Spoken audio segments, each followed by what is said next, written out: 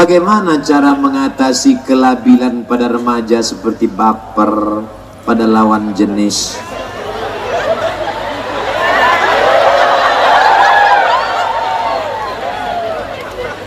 Kalian yang SMP, yang SMA, yang kuliah. SMP 3 tahun, kuliah 3 tahun, SMP 3 tahun, SMA 3 tahun, S1 4 tahun. Total berapa tahun? 10 tahun. Selama 10 tahun itu kalian jangan ada mendekati perempuan. Stop contact, lost no contact. Ngaji jangan cuma pengajian. Buka HP sekarang, cari nama dia, delete. Buka HP sekarang, cari nama dia, www.facebook.com, cari nama dia, unfriend. Niatnya, aku berniat nawaitu buanglah mantan pada tempatnya.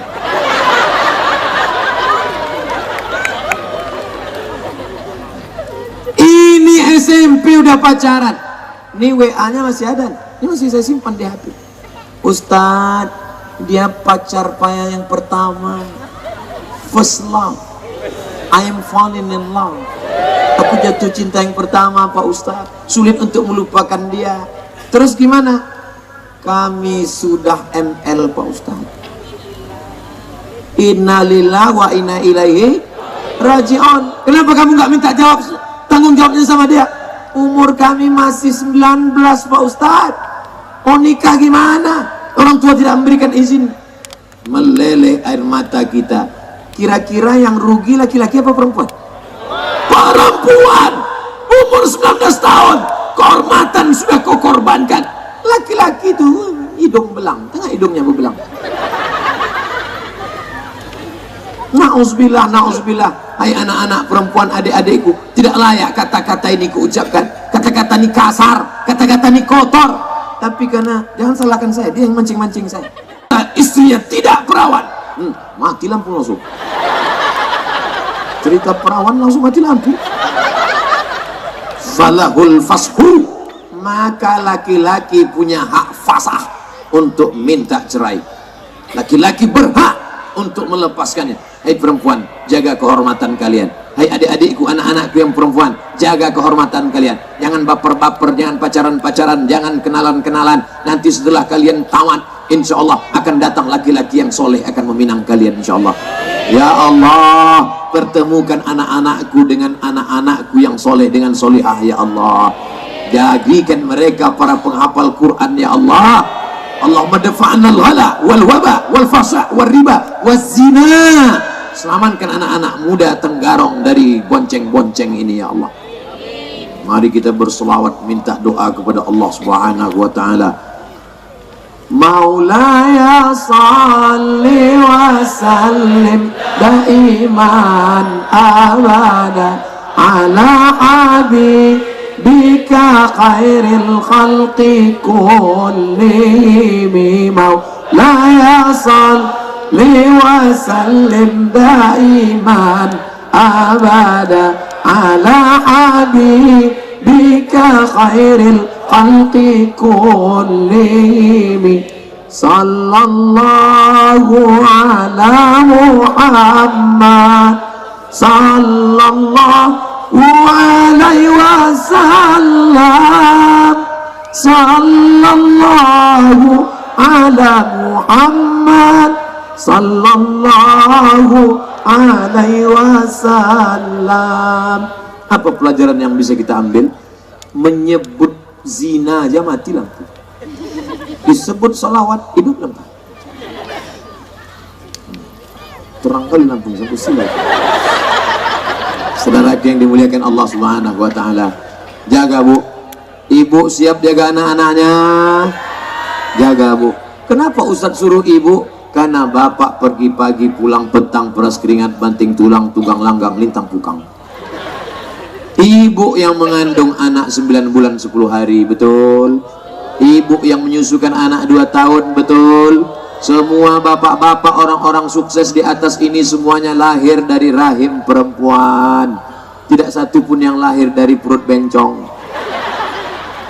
Oleh sebab itu kita jaga anak perempuan kita, Bu.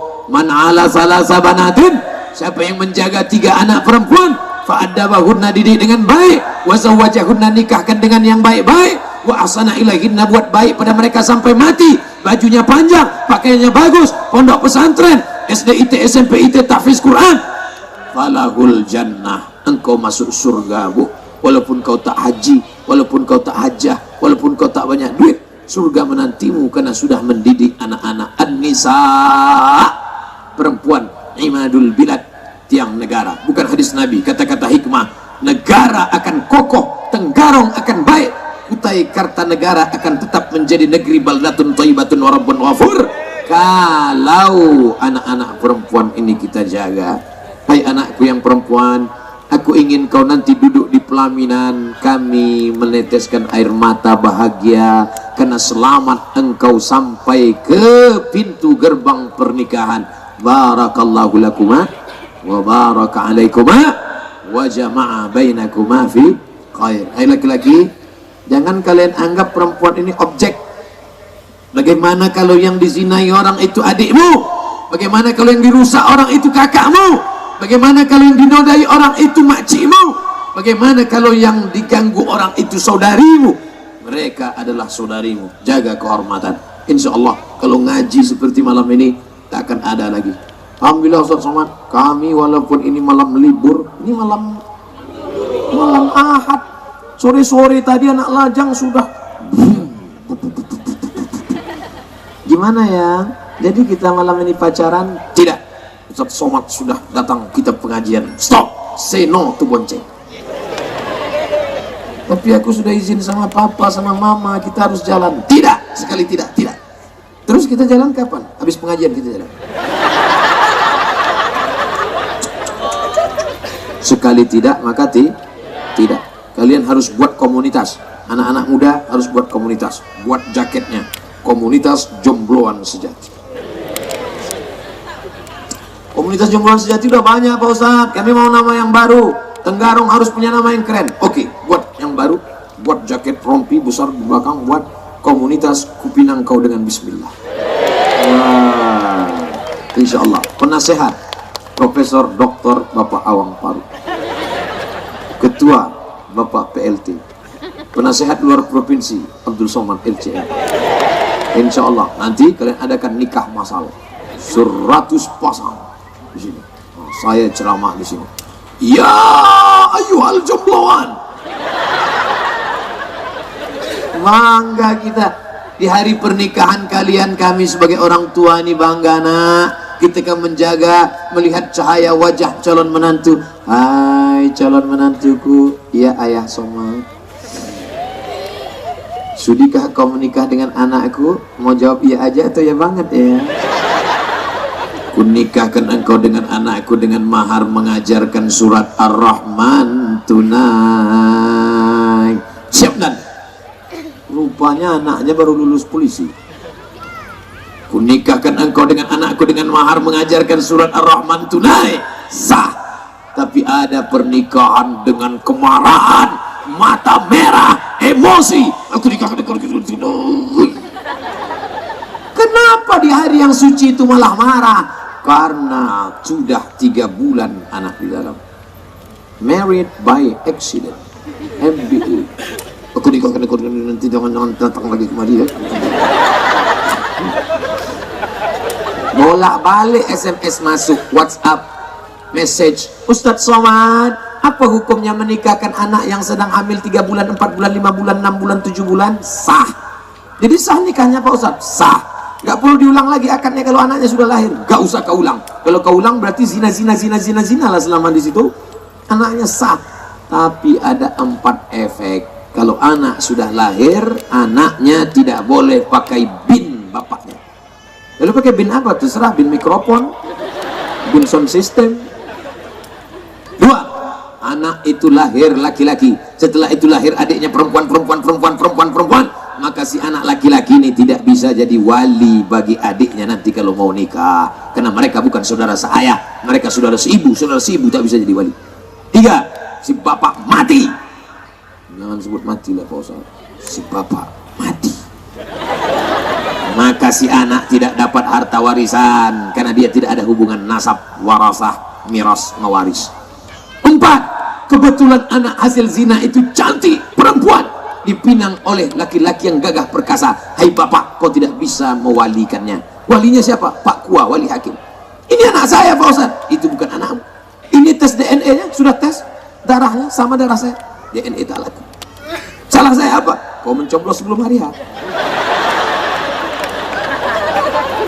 Jelas? Jangan lagi, Ustaz, bagaimana ngatasi kelabilan pada remaja baper?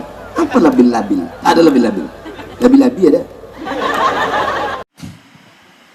Bagaimana peran muslimah di luar dakwah, di luar rumah?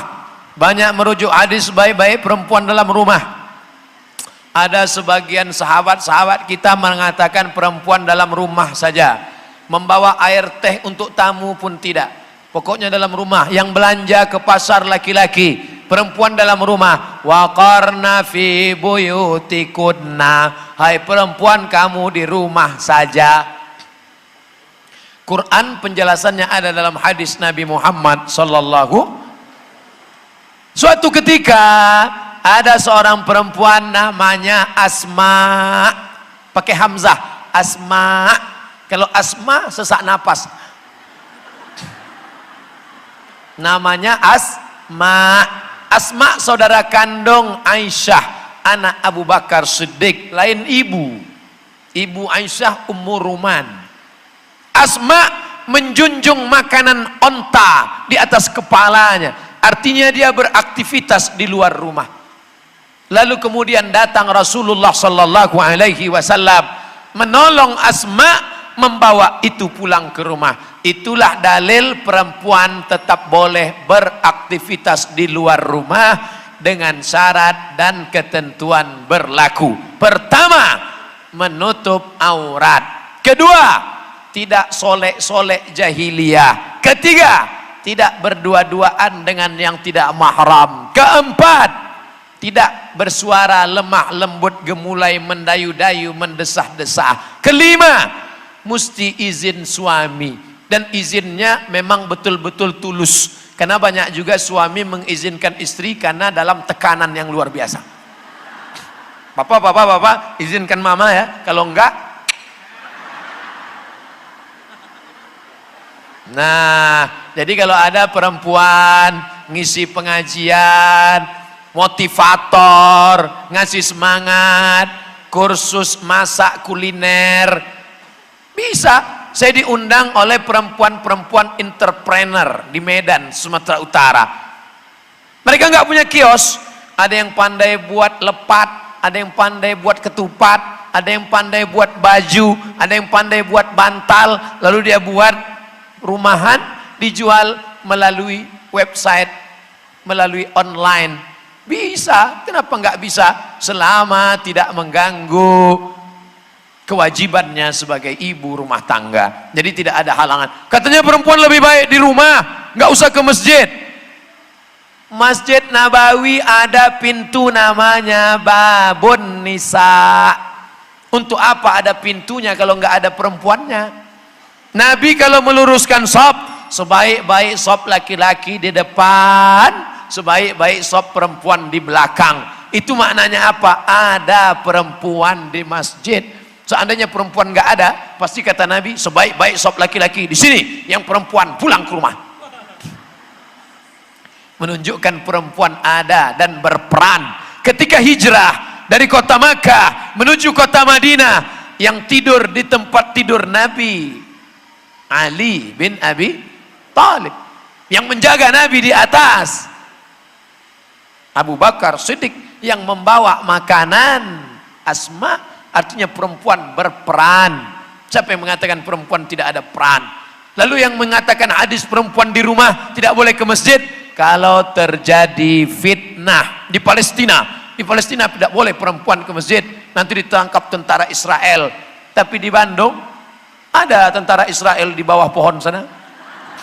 Gak ada. Kalau ada tentara Israel sudah ditangkap Pak Kapolres. Dua, bagaimana jika satu organisasi bercampur ikhwan akhwat? Apakah itu tetap ikhtilat? Harus bagaimana seorang muslimah memposisikan diri? sedangkan ada kebutuhan dakwah untuk berkumpul dengan ikhwan, akhwat membahas program dakwah. Dulu kami memahami ikhtilat itu nggak boleh campur laki-laki perempuan dalam satu ruangan. Makanya mengundang seorang guru besar dari Al-Azhar waktu masih di Kairo. Jadi yang di ruangan itu laki-laki semua. Yang perempuan kami masukkan ke dalam kamar, lalu ditinggalkan satu speaker. Perempuan dalam kamar, kunci pintu, speaker. Kuncinya dibawa. Laki-laki di luar. Pas pengajian, syekh yang dari Azhar nanya, banat, talibat, perempuan mana? Perempuan di kamar, syekh, nggak boleh ikhtilat. Syekh senyum, bukan gitu kata dia. Tetap dalam satu ruangan, yang laki-laki di depan, yang perempuan di belakang. Sehingga yang perempuan nggak bisa lihat laki-laki.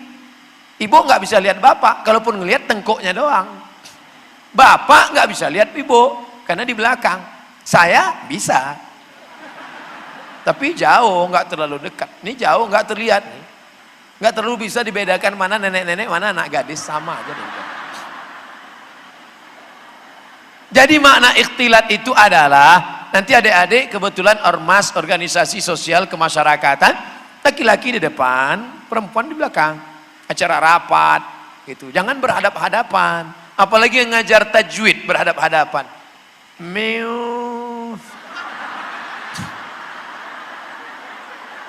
Sekarang belajar menyebut huruf fa. Fa. Itu ustaz setan itu. Nggak benar itu, nggak betul. Jadi tetap dijaga, jangan sampai ikhtilat, jangan sampai rusak niat, jangan sampai rusak hati. Boleh ngobrol tapi lihat bawah. Nah ini harus dijaga. Ingat, talbis iblis. Iblis memasukkan jarum-jarum tipu daya, tipu muslihatnya kepada kita.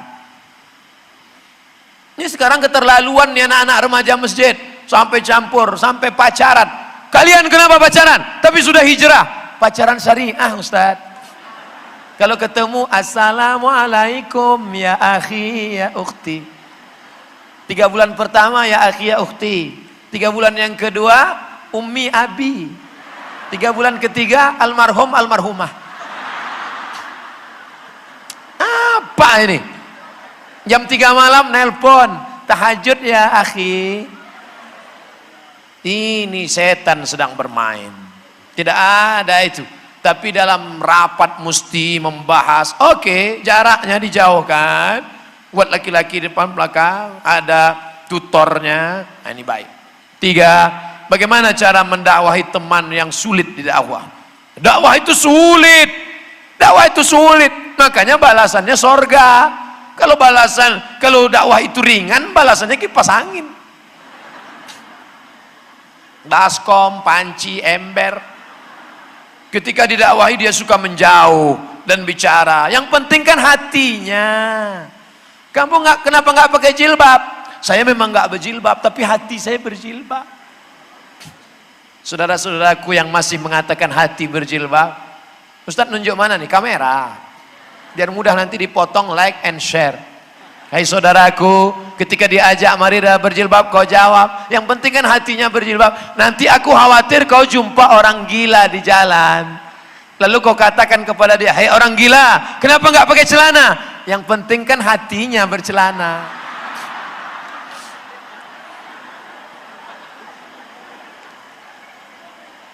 Idza sadaqal azmu wa dhahas sabilu.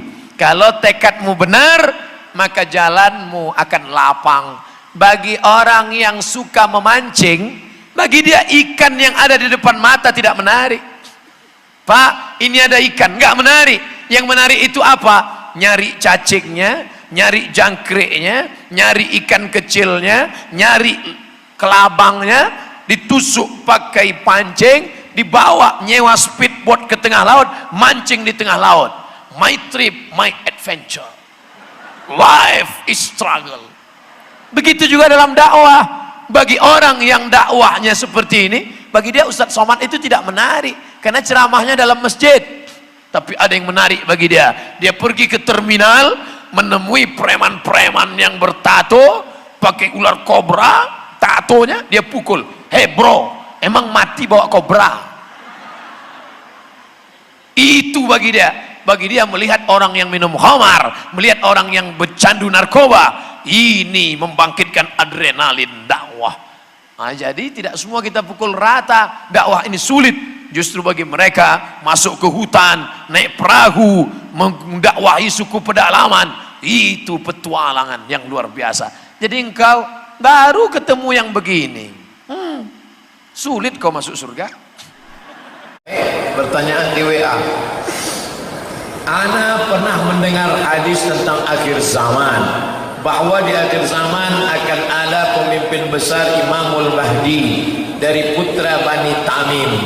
Ketika beberapa pekan yang lalu kami di Hotel Crown di Jakarta sholat bersama yang mulia Al-Habib Umar bin Hafiz dari Tarim Hadramaut Yaman.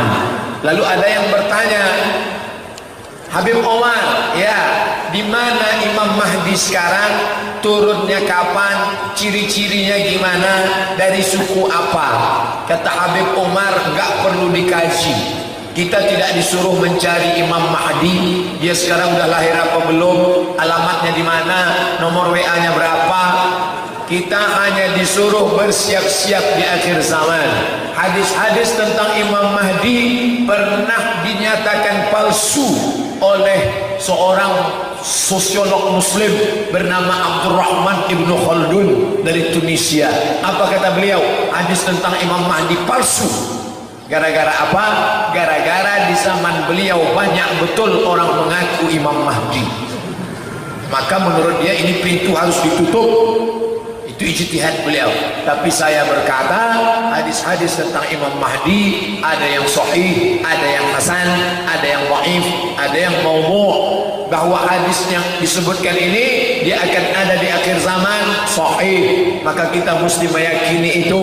Dia bagian dari keimanan kita kepada Allah. Tapi mencari-cari dia sekarang di mana, bagaimana bentuk rupanya, maka kita tidak dituntut. Tuntutlah yang kira-kira membangkitkan semangat.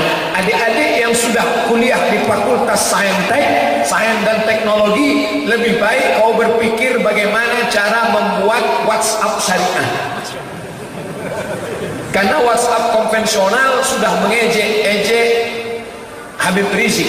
Walaupun beberapa hari ini sudah hilang, sudah dia buatkan satu gambar yang tidak baik. Yang kuliah di Fakultas Perikanan, Fakultas Perikanan dan Peternakan, daripada kau berpikir mencari-cari Imam Mahdi, lebih baik kau berpikir bagaimana membuat ikan lele sebesar ikan paus, agar bisa kau membuka lapangan kerja dan mengekspor ikan ke Jepang. Karena orang Jepang suka betul makan ikan untuk membuat sushi. Yang kau bekerja di Fakultas Kedokteran, bagaimana kau berpikir mengobati orang-orang yang sudah kena punya tato, bagaimana tatonya itu hilang hanya dengan sabun mandi. Kan ada sabun saya dikirimi iklan, dia usap langsung putih. Saya berpikir bagaimana tidak, yang tobat-tobat sekarang kan pusing bagaimana menghilangkan tatonya. Dia sudah baca Quran, sudah baik, tapi tetap disindir oleh jamaah. Salat kita sah nggak ya, imam kita pakai tato? Berpikirlah untuk yang bermanfaat. Bukan berarti masalah Imam Mahdi tak bermanfaat. Kita yakini, kita percayai dia akan datang, dan insya Allah kita akan ikut dia. Kenapa? Karena kita diberikan bimbingan tiap hari, tiap petang kita katakan ihdinas siratal mustaqim. Pak Ustadz, bagaimana jika kita minjam emas orang tua, belum sempat dikembalikan, beliau sudah meninggal? Alhamdulillah. Bagi anak yang durhaka akan berkata alhamdulillah. Tapi bagi anak yang beriman, rapat anggota keluarga, maka kau katakan, wahai abang dan kakak saudaraku, ada emas ibu yang kupinjam, ini mesti aku kembalikan. Tapi aku sekarang belum punya uang, maka masuk dalam bagian harta warisan. Nanti kalau acara pembagian, potong emas yang kupinjam ini karena terhitung hutang. Mungkin bila kau diam, yang lain tidak tahu karena kau pinjam diam-diam. Tapi ingat, wa may yaghlul, siapa yang curang, ya'ti bima walla yaumal qiyamah, dia akan membawa kecurangannya pada hari kiamat. Nanti di akhirat siapa yang curang, semua kecurangan akan dia pikul. Kata Nabi, ada orang di akhirat memikul sapi, memikul kambing sambil mengembek. Orang amil zakat yang curang tentang kambing, ada yang memikul kijang Innova plat merah, ada yang memikul bakwan, yang kuliah di kantin makan 3 bayar 1. Di akhirat nanti semua akan dibawa pada kiamat. Apakah jika berangkat umrah kita bisa mengumrahkan orang tua, padahal kita juga baru pertama kali umrah pada saat itu dan belum berhaji? Berangkat kamu dari Sulawesi Selatan menuju Al-Madinah Al-Munawwarah. Setelah sampai di Madinah 3 hari, kau pun akan dibawa menuju Bi'ru Ali.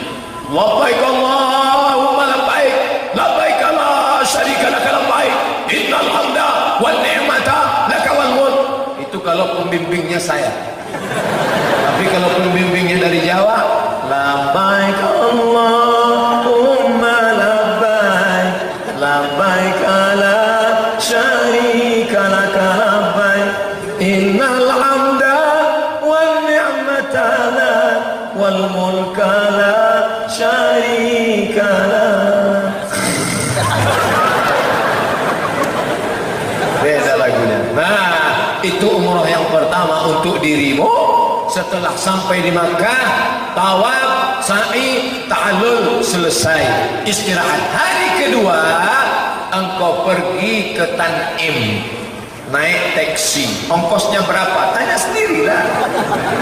Sampai di Tan'im engkau mandi, habis itu kau berniat, labbaik Allahumma umrah, aku berniat melaksanakan umrah an fulan bin fulan, untuk almarhum bapakku fulan bin fulan. Sampai di Makkah, tawaf, sa'i, tahallul, maka pahalanya sampai.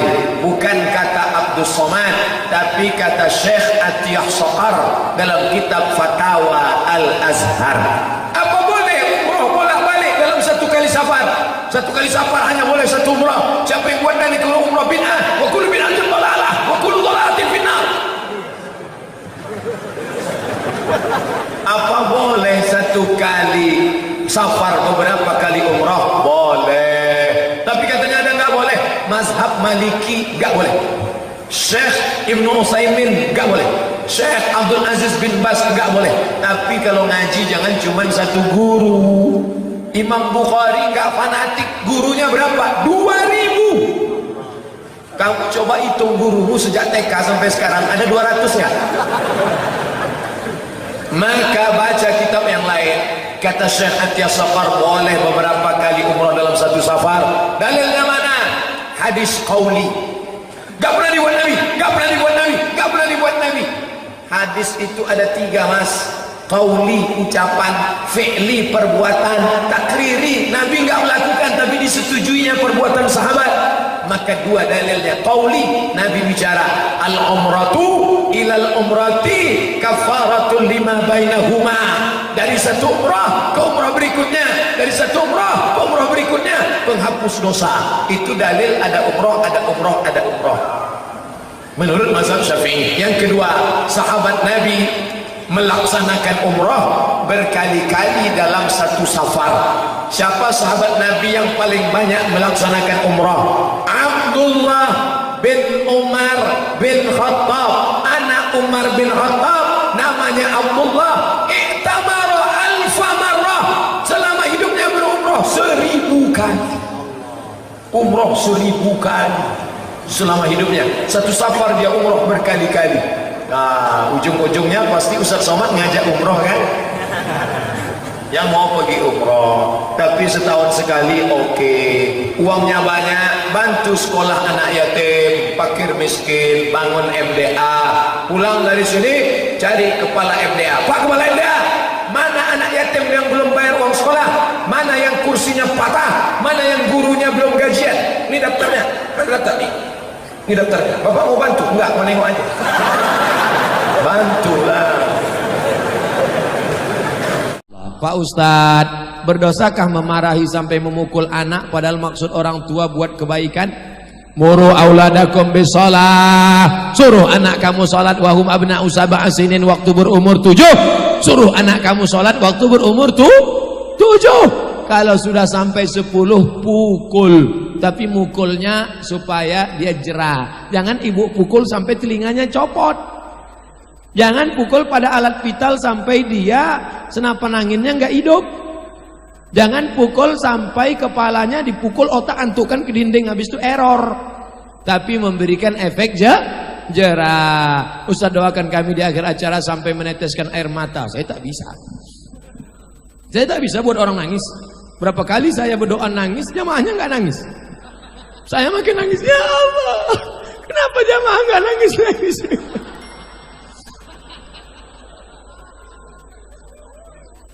Pak Ustadz, apa yang dimaksud dengan manisnya iman? Dan tolong berikan Pak Ustadz. Saya diundang ke suku pedalaman, diberi sirih. Kepala suku ngambil sirih, saya ambil sirih. Kepala suku ngambil kapur, saya ambil kapur. Kepala suku ngambil gambir, saya ambil gambir. Kepala suku ngambil pinang, saya ambil pinang. Kepala suku mengunyah, saya mengunyah. Dia senyum, saya nggak senyum. Ternyata saya belum bisa merasakan manisnya sirih. Kalau merasakan manisnya sirih saja kau belum bisa Abdul Somad, apalagi merasakan manisnya iman. Kenapa mereka hobi makan sirih? Karena mereka sudah terbiasa. Allah bisa karena biasakan ke masjid subuh jamaah, zuhur jamaah, asar jamaah, maghrib jamaah, isya jamaah, subuh jamaah, asar jamaah. Nanti sudah sering kau merasakan kalau tidak berjamaah seperti ada yang hampa yang hilang. Pernah kalian merasakan itu saudaraku? Pernah. Yang biasa sholat berjamaah, hayya 'alas shalah,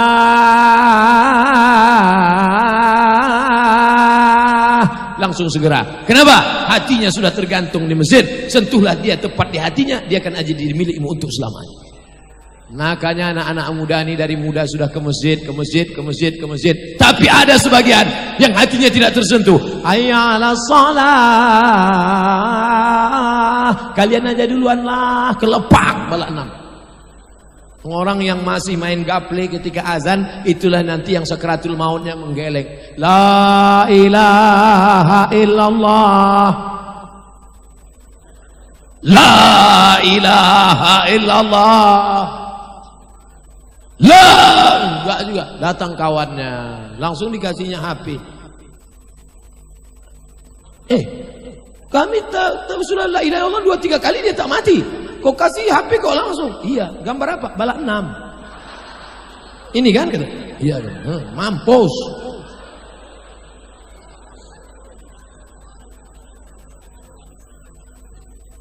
Rasakanlah manisnya iman. Puasa sunat itu berat. Tapi kalau sudah kau terbiasa puasa Senin Kamis, kalau tak puasa rasa tak manis dunia. Betul?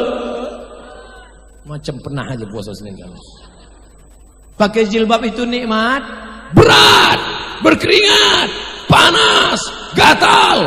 Tapi kalau sudah kau rasakan manisnya, maka sering-seringlah dia. Sama macam orang merokok. Pertama kali belajar merokok pahit, cuy. Tapi kalau sudah, pantang tinggal. Bini tinggal tak apa-apa. Ustaz, saya mau nanya, apa hukumnya seorang ayah yang mengizinkan anaknya berpacaran? La yadkhulul jannata dayus. Tak masuk surga dayus. Siapa dayus itu? Alladzi la yagharu ala maharimihi. Orang yang tak ada rasa cemburu kepada anaknya. Pak, saya bawa anak bapak sebentar ya ke tepi laut. Bawa aja, bawa. Pak, pakai baju you can see ya. You, kamu can bisa sih melihat. Kamu bisa melihat ketiak anak saya. Bawa, pakai.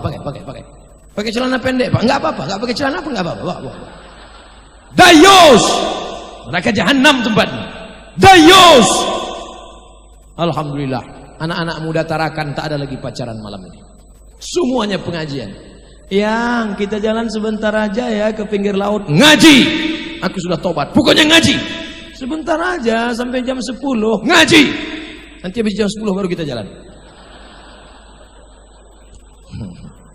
Tobatmu tobat sambal.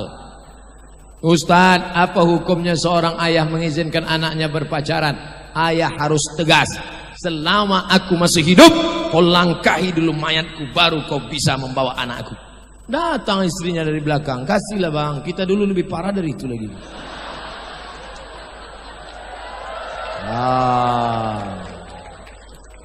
Nih, anak lajang yang datang ke rumah bapak sekali, kau mau apa?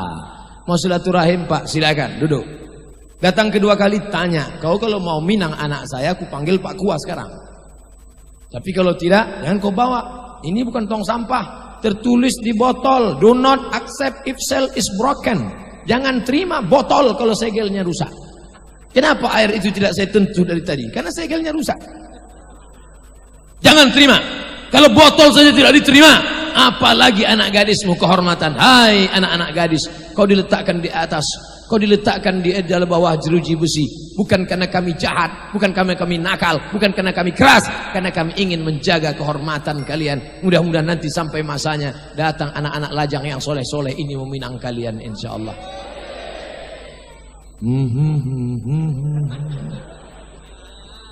Apakah termasuk haram menghidupi keluarga yang usahanya sebagai bandar narkoba sabu-sabu tapi rajin sedekah? Innallaha thayyibun, Allah maha suci, la yaqbalu illa thayyiban. Allah tidak menerima yang kotor-kotor. Allah tak menerima narkoba, Allah tak menerima korupsi, Allah tak menerima judi, Allah tak menerima khamar, Allah tak menerima tua. Allah menerima yang suci-suci saja. Sebelum sholat sucikan diri, wudu, tak bisa wudu, tayamum. Sebelum haji sucikan diri, mesti berniat dengan harta yang bersih.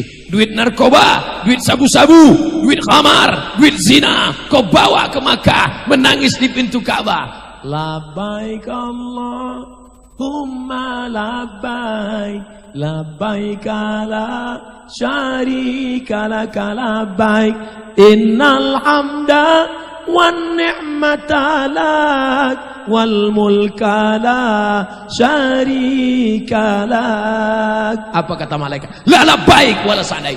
Kau tidak dapat haji mabrur, zaduka haram, karena kau berangkat dengan uang haram. Sekali haram tetap Saya tidak mau nanti ada money politik, orang bagi-bagi duit. Assalamualaikum Ustaz Somad. Waalaikumsalam. Ini dari mana? Tarakan. Apa yang terjadi di sana? Ini Pak Ustaz ada yang bagi-bagi duit 100.000. Haram. 1 juta Ustaz. Haram. 5 juta. Banyak tuh. Haram apa halal Ustaz? Haram. Sebanyak sekali haram tetap haram. Tapi kalau kita bagi 2 Pak Ustaz, ini nomor rekening saya. Ustaz yang dimuliakan Allah, amin. Engkau yang dimuliakan Allah saudaraku, karena kesolehan kalian. Engkau yang dimuliakan Allah saudaraku, karena kalian niatnya tulus bersih. Doakan Ustaz Somad senantiasa istiqomah. Saya dulu seorang pencuri Pak Ustaz. Alhamdulillah, kau mantan, sekarang mudah-mudahan kau sudah baik. Dapatkah saya diampuni Allah? Innallaha la yaghfiru an yushraka bihi. Allah tidak mengampuni dosa syirik. Wa yaghfiru ma duna dzalika liman yasha. Allah mengampuni dosa yang lain. Kalau bisa kau kembalikanlah yang kau curi-curi itu dulu. Kau cari dia. Ada tak tempatnya? Saya sudah cari enggak ketemu juga. Di mana kau cari? Di Google. Carilah rumahnya. Rumahnya udah dibuat ruko Pak Ustaz. Ahli warisnya tak ada. Hitung berapa? Serahkan ke panti jompo, ke panti asuhan, ke masjid untuk kepentingan umum. Tapi kalau kau tak sanggup, la yukallifullahu nafsan illa wus'aha. Allah membebani hanya sesuai dengan kemampuan kita. Setelah itu kau mandi taubat. Habis mandi taubat, solat sunat taubat. Mana kiblat? Sana kiblat. Usolli sunnatat taubat. Kiblat masih yang lama kan? Usolli sunnatat taubat raka'ataini lillahi ta'ala. Allahu akbar. Bismillahirrahmanirrahim. Alhamdulillahi rabbil alamin. Ar-Rahmanirrahim. Menangis orang tua di balik kamar. Selama ini anaknya pencuri, selama ini anaknya pecandu narkoba, pezina. malam-malam dia dengar anak menangis sholat tahajud di sebelah sholat sunat taubat. Dibukanya pintu, dia tengok, rupanya TV belum mati. Anaknya mudah-mudahan yang jahat-jahat, yang nakal-nakal malam ini bertobat, insyaallah tobat. Ya Allah, Allahumma hdi qaumana fa innahum la ya'lamun. Kepada saudara kami yang masih berzina, masih pakai narkoba, masih berjudi, masih buat maksiat, bukakan pintu hatinya ya Allah. Saya non muslim Agustian Purba SH, saya ingin masuk Islam. Bisakah Ustadz mensyahadatkan saya? Masya Allah. Allahu Akbar. Allahu Akbar. Allahu Takbir. Allahu Akbar. Di akhir majelis kita minta, nanti di akhir saya jawab ini dulu, nanti di akhir majelis kita sama-sama insyaallah bersyahadat. Duduk saudaraku, duduk saudaraku, Masya Allah.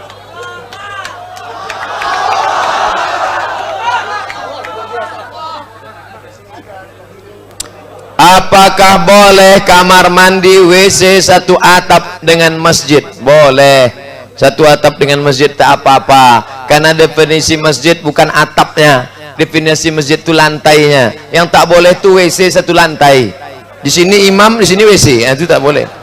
Tapi selama ada dindingnya boleh. Yang dimaksud dengan masjid itu mana? Yang biasa dipakai untuk sholat, itulah masjid. Adapun di sampingnya ada WC, ada kamar mandi, maka tak apa-apa. Apa hukum investasi dinar dirham? Bagus. Mata uang zaman Nabi itu dua. Yang pertama dinar emas, yang kedua dirham perak. Saya punya dua-duanya.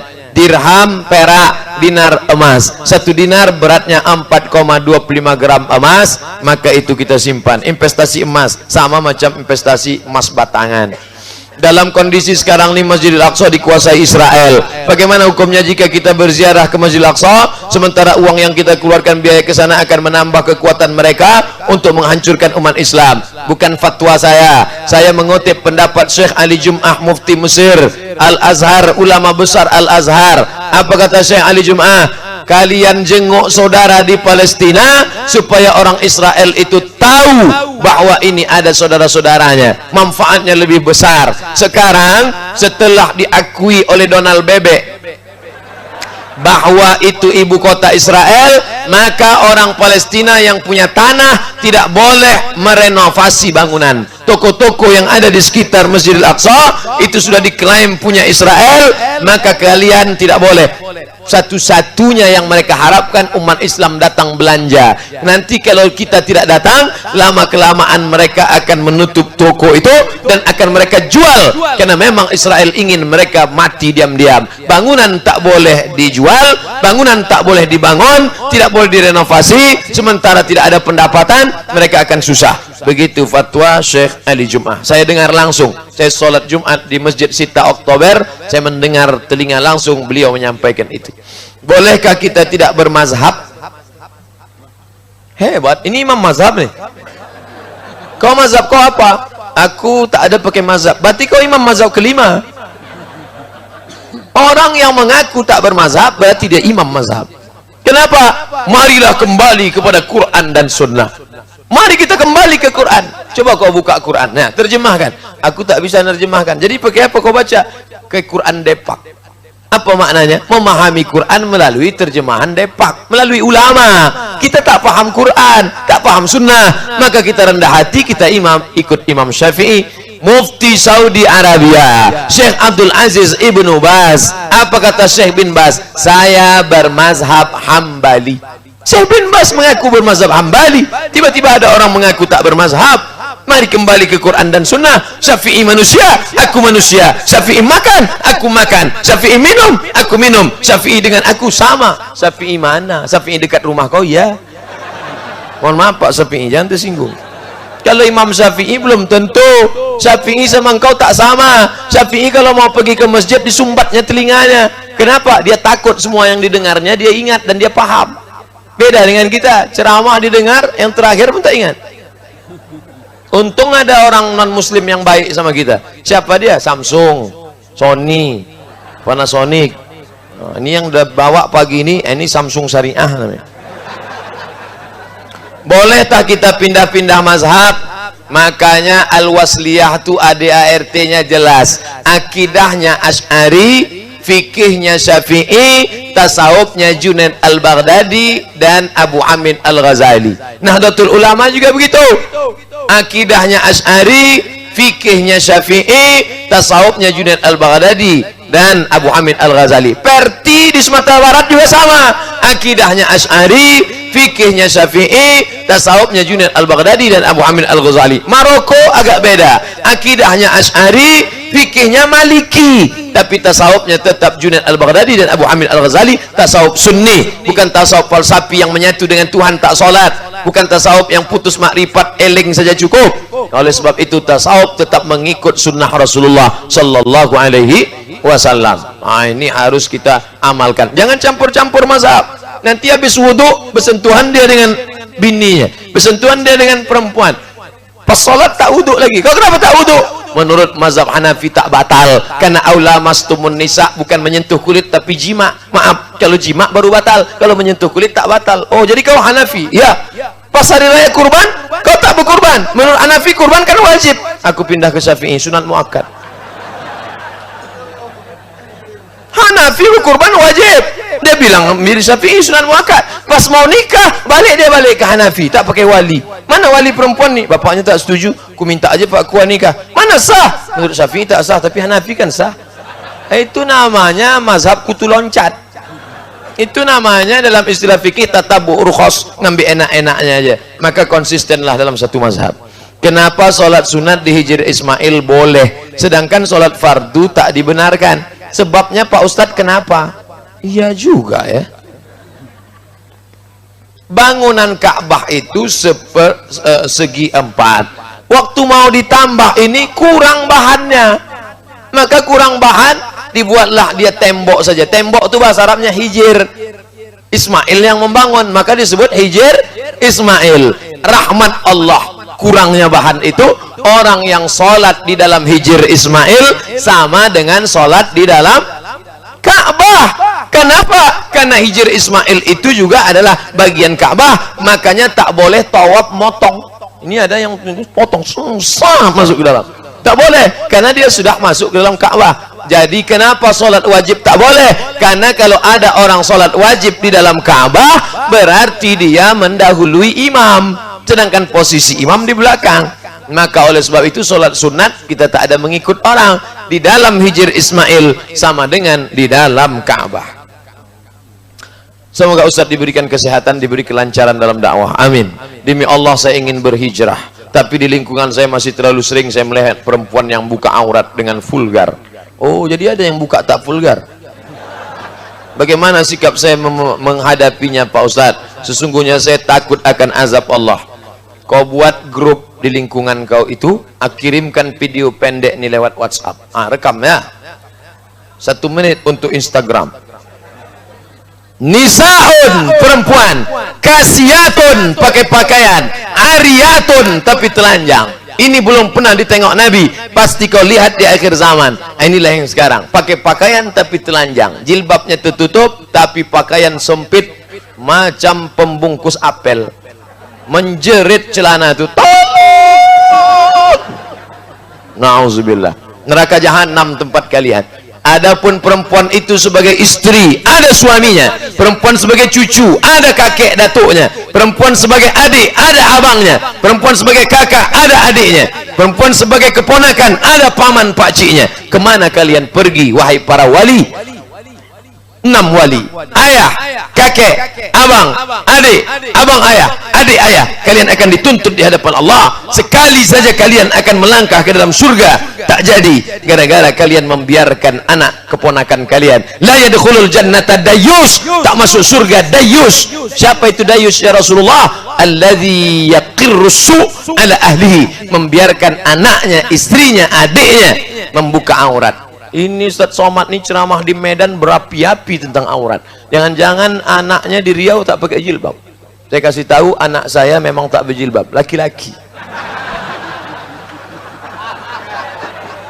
Jadi kau tetap berdakwah saudaraku, Kata Nabi, nanti ada anak-anak muda di akhir zaman, al-hijratu, orang yang hijrah, orang yang istiqamah pada saat banyak fitnah, kahijratin ilayya, sama seperti berhijrah bersama Rasulullah sallallahu alaihi wasallam. Sekarang banyak anak muda komplain sama saya, Ustaz, kenapa Allah menghidupkan saya di zaman sekarang? Kenapa saya tak dihidupkan yang di zaman Nabi, Abu Bakar, Umar, Utsman, Ali? Orang mental macam kau ni, anda hidup zaman Nabi pun belum tentu ikut Nabi. Mungkin ikut geng Abu Jahal, Abu Lahab juga. Ini kutuknya Allah. Kenapa aku hidup sekarang? Kenapa aku hidup sekarang? La ilaha illallah. Ini cocoknya dibawa ke belawan, masukkan ke laut. Orang yang istiqamah hidup sekarang, anak-anak muda istiqamah kalian, godaan kalian besar dan berat, tapi insya Allah sudah mengaji, hijrah. Jangan lagi niat-niat hijrah. Ambil HP, cari nama dia, delete, buang. Ambil HP, buka FB dia, unfriend, buanglah mantan pada tempatnya. Kenapa berat betul ujian ini Pak Ustadz? Karena hadiahnya sorga. Kalau ringan hadiahnya kipas angin.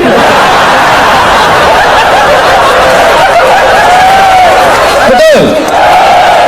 Al-jaza ala qadril amal, sebesar apa balasannya. Ada dulu artis, namanya tak boleh disebut, menjaga kode etik jurnalistik.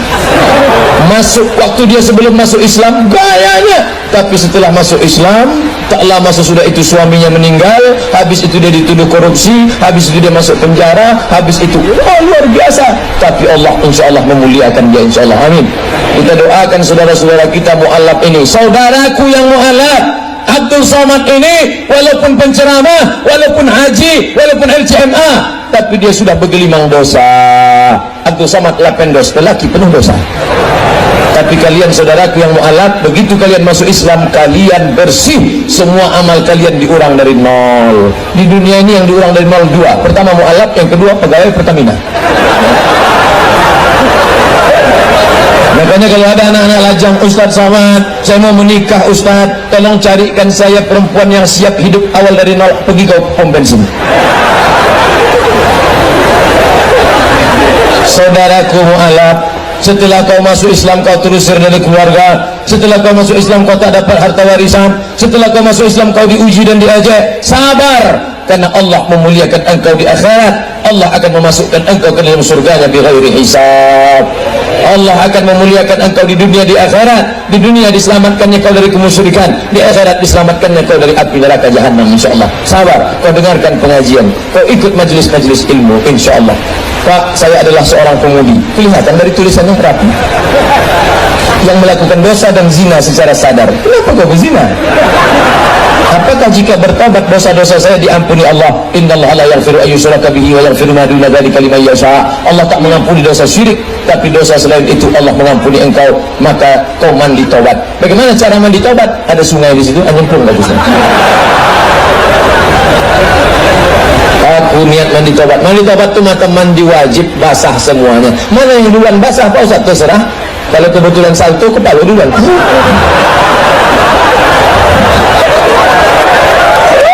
Di kamar mandi biasa bisa. Mana yang duluan basah? Terserah. Siram kaki dulu bisa, kepala dulu. Setelah basah kau berwudu, habis itu kau salat sunat taubat. Usolli sunnat taubat rakaatain billahi taala. Allahu akbar. Ayatnya terserah. Kul sah. Setelah itu salam kau pun istighfar. Astaghfirullah rabbal baraya, astaghfirullah minal khataya, ilahi lastu lil firdausi ahla. Aku tak layak masuk dalam surga-Mu ya Allah. Wala aku ala naril jahim, tapi aku pun rasanya tak kuat masuk neraka-Mu ya Allah. Kau mau masuk surga? Tak layak ya Allah. Kalau gitu kau masuk neraka, aku tak kuat ya Allah. Jadi kamu ke mana? Tak jelas kau ni. Saya sudah mulai memperbaiki sholat saya, alhamdulillah. Namun saya belum melakukan sholat. Namun saya belum melakukan sholat taubat. Sholat taubat itu sunat, saudaraku. Apakah Bapak bersedia mengimami kami sholat taubat? Oh, bahaya nih.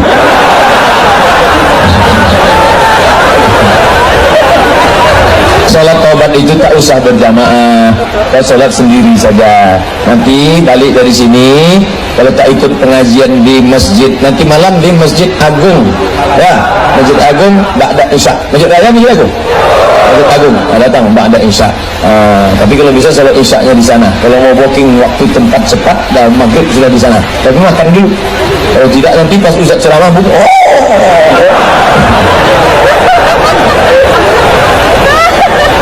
Saya perwakilan dari salah satu tenaga kesehatan. Oh, dokter nih. Kelihatan ketulisan dokter. Bagaimana hukumnya jika kami berbohong dalam menegakkan diagnosa penyakit agar BPJS pasien bisa dipakai? Karena kalau di IGD rumah sakit hanya kasus emergensi yang bisa ditangani menggunakan atau ada pengantar dari puskesmas. Karena ada dalam peraturan Permenkes. Saya tak berani menghalalkan bohong. Karena dalam hadis dikatakan ketika Nabi masukkan tangannya ke dalam orang yang berniaga, ya sahibat ta'am, hai pedagang, kenapa ini basah? Kena air hujan ya Rasulullah. Kenapa kau buat yang basah di dalam, yang kering di luar? Man wasyana falaysa minna. Siapa yang menipu kami, maka bukan golongan kami. Tanya ke ustaz lain, mana tahu dia ada dalil lain. Kalau saya itulah dalilnya. Bagaimana jika ada hutang-hutang puasa karena haid yang belum dibayar selama bertahun-tahun? Memberi makan anak yatim atau berpuasa? Mesti diqada. Ditabak, kodok itu diganti, bukan kobok suci, kobok. Ibu-ibu yang punya utang puasa 90 hari, loh kok 90 hari? Pas mengandung anak 30 hari, menyusukan tahun pertama 30 hari, menyusukan tahun kedua 30 hari, mau mengganti lahir pula adiknya. Kalau suami tadi soleh, maka diingatkannya, adinda, kau sudah qada, gantilah puasamu adinda. Tapi kalau dapat laki Fir'aun, apa wanita makan-makan? Aku puasa bang, apa puasa-puasa? Mengganti puasa anak kita, apa puasa-puasa? Ibu harus menjawab, aku puasa ini gara-gara abang.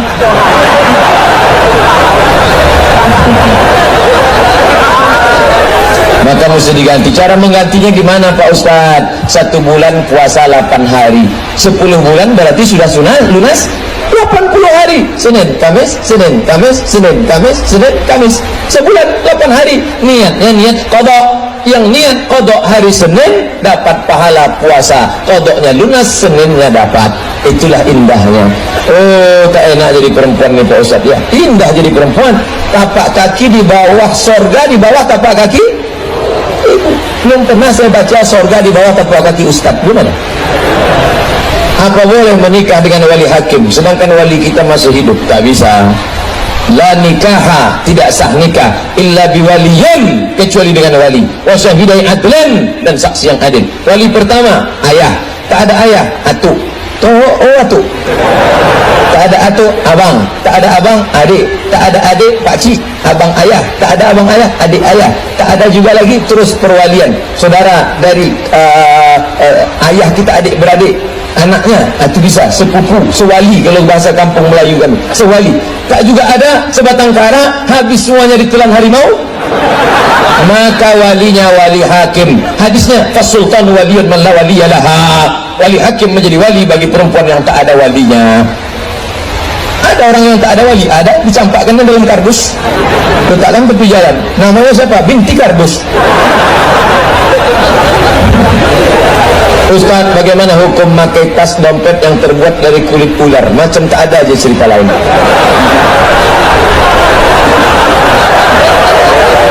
Kulit ular, kulit buaya, kulit biawak, kulit babi, kulit anjing. Beda antara yang keras najisnya, anjing babi tak bisa sama sekali. Sedangkan kulit sapi, kulit itik tak bisa. Kulit sapi, kulit kambing itu memang bisa disama. Adapun kulit binatang semacam ular, buaya, itu ikhtilaf antar ulama. Ada sebagian mengatakan membolehkan kalau disama, tapi saya lebih condong untuk mengatakan tidak, untuk ihtiyat, lebih hati-hati. Maka lebih banyak lagi. Berapa harga tas kulit buaya? Oh, mahal. Bisa 10 juta, sementara tas yang biasa 2 juta. Pakai yang 2 juta, yang 8 juta sedekahkan ke fakir miskin. Betul? Ini kok gaya-gaya aja. Cantik kulitnya. Iya, buaya nih. Siapa yang nangkap saya?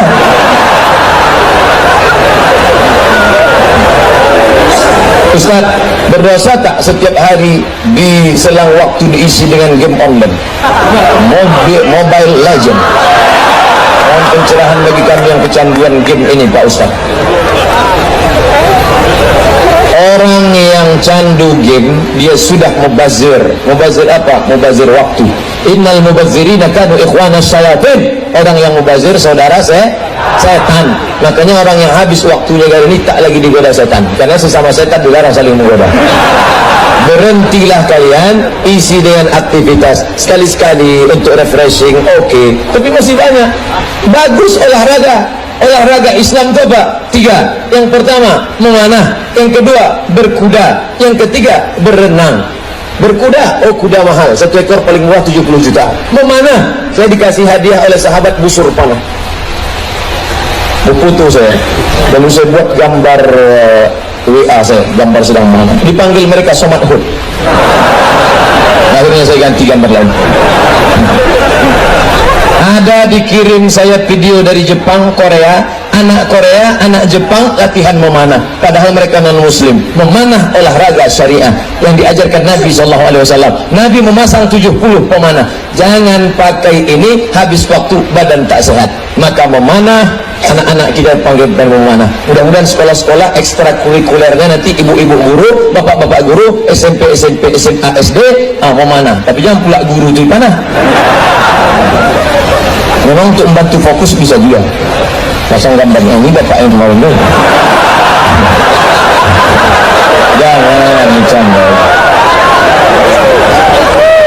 Pak Ustaz, apa hukumnya istri lebih suka tinggal di rumah orang tuanya? Ini MOU dari awal tak jelas. Adinda, makanya kalian jangan pacaran itu semuanya bohong, bullshit. Adinda, hati-hati jalannya, nanti kepleset ya. Kalau ada bulan, kalau bintang setengah nafas pergi, pret. Selama sebelum menikah itu kalian harus jelas kontraknya. Adinda, kau kan sekolah, iya. Setelah sekolah kau kan tamat S1, iya. Nanti kalau nikah sama aku, kau kerja atau jaga anak? Jangan sampai setelah nikah baru muncul masalah. Nanti setelah nikah, rumah bapakmu besar, rumah aku kecil. Makan di tempat emakmu enak, tempat aku tak enak. Di tempat aku beralaskan koran, makan sehari sekali. Kau mau di sana apa di sini? Jangan indah-indahnya saja. Karena nikah itu tidak selamanya berkarpet merah dan bunga-bunga. Banyak onak dan duri di dalamnya. Betul? Banyak yang aku kan?